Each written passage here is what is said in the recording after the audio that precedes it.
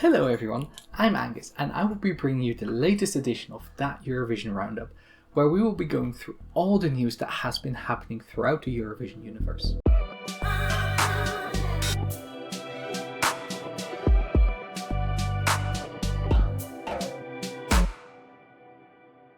This is our first bi-weekly edition, as national final season has now truly begun and big news is coming in at a rapid pace. Some might even say, too much news? Anyway, our first story of this roundup is the ESC 250. We begin the new year with where the old one ended, as the annual ESC 250, which is organised by Songfestival.be and hosted by EFR 12 Radio, came to a close. In the end, the results showed that order has been restored. Euphoria by Loreen has once again clinched the top spot after a 2-year absence. We have an article detailing the top 250 and how much each song moved up or down, where you can also find how we at TES voted. As is tradition, none of my songs made it in. Now it's time to get into the main course of this roundup, national final news. We begin with Estonia, where the results for the wildcard round for Estilal was revealed. The wildcard round selected the 16th and final song to compete in this year's Estonian national final. Martin Lotta will be taking her song Tansin Veel to the final in Tallinn in February. We move on to another NF that's now complete, as all songs for the Malta Eurovision Song Contest 2025, take a big guess, yes, the Maltese national final for Eurovision, are out now. Alongside dropping all the songs, PBS Malta also revealed the semi-final splits. While we do not know the full running order yet, we do know who will be opening and closing each semi-final. More on that on our website. Mesk Week will begin February 4th, so you still have a few weeks to rank those songs and decide on who to support. It's been a busy 2 weeks in Croatia, which has now been capped off by all 24 competing entries being released on the Dora YouTube channel. Anyone following Dora, however, will have been focusing on other news, as there was a withdrawal and a disqualification. First news came that LSQ and Lara withdrew the entry Mama from the competition for unknown reasons. Days later, Natalie Balmix was disqualified for, according to broadcaster HRT, making too many changes to her entry after submitting it. Swingers with the song Full Call and Fengsta with the song Extra will now be competing instead of LSQ featuring Lara and Natalie Balmix respectively.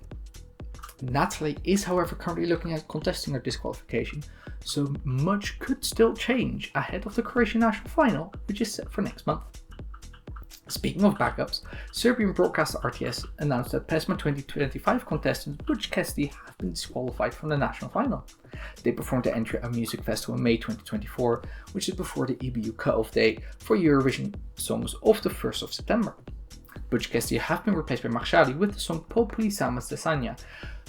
That's not the only butchering that's going to be happening with pronunciation here, viewers. Anyway, this was swiftly followed by another disqualification, this time Drum with the song Vanya, because they also not honored the cut-off date.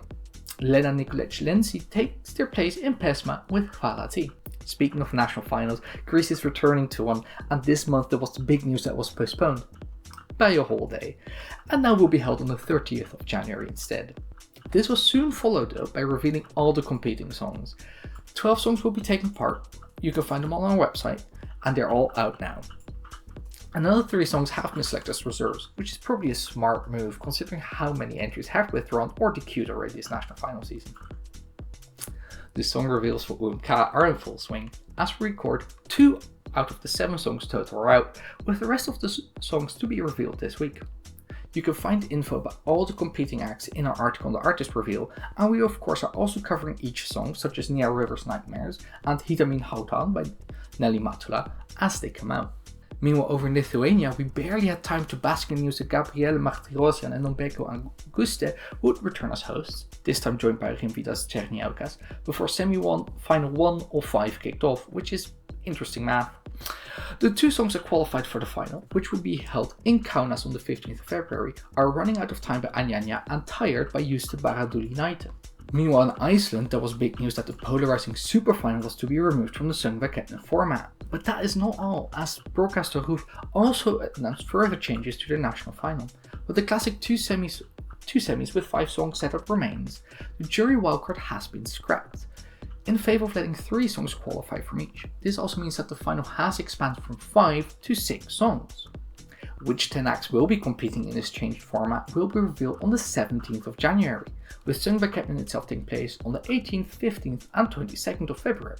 Meanwhile, over in Ukraine, the voting details for the wildcard of Vitbeer, their national final, have been announced. Vitbeer alums such as Finka and Jagodi are among the 10 acts attempting to clinch the last spot in the final.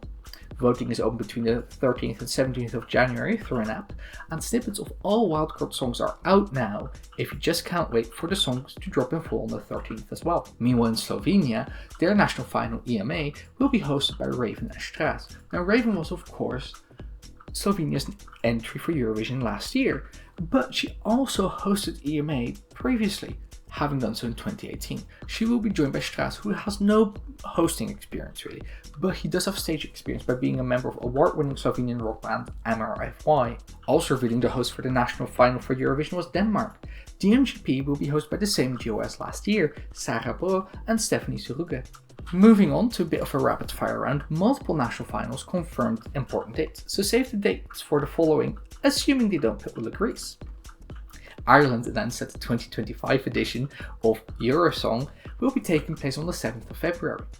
While rumours about an independent national final persist, this year it will once again be part of the Late Late Show. Moldovan broadcaster TRM confirmed they will be holding their national final Etapa Nacional on the 22nd of February. The live auditions for Etapa, which traditionally have been televised, will be held on the 18th of January. We will hear who has been selected for the live auditions on January 13th, so by the time you have watched this, the news might be out already. Check our website on that for more. Over in Norway, NRK has announced that the 10 competing entries in Melodi Grand Prix will be revealed on the 24th of January. This means there will be just over a week between the artist reveal on the 16th and then for baseless arguments about who will win the national final. It's not a hard date yet, but considering it's Azerbaijan, this is still very surprising news. Their head of delegation has stated that their entry for Eurovision will be out before March. This is a major departure from a usual pattern, as they usually are one of the last delegations to reveal the song for Eurovision. Meanwhile in Portugal, RTP finally announced when we will know the songs and performers that will be competing in Festival da Canção this year. Festival da Canção, always a highlight of the national final season, will see all 20 songs released on the 23rd of January. Now, 6 performers we already know, but for the 14 invited songwriters, we do not know yet. Will they be singing it themselves, or will someone else be doing it? Now, let's close things off with something big to look forward to, shall we? The Eurovision host reveal. SRG SSR announced that the presenters of this year's competition will be revealed on January 20.